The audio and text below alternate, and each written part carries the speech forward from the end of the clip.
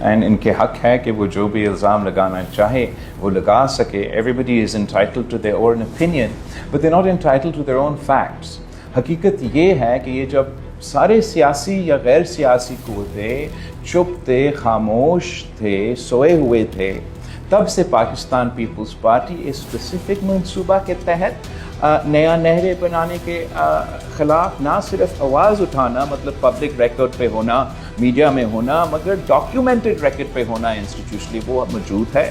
اور اس ایشو کا یہ پیپلز پارٹی جہاں تک ملک بھر میں اور ایون عالمی سطح پر پانی کی منصفانہ تقسیم ہے، ہم نسلوں سے یہ جدوجہد لڑتے آ رہے ہیں.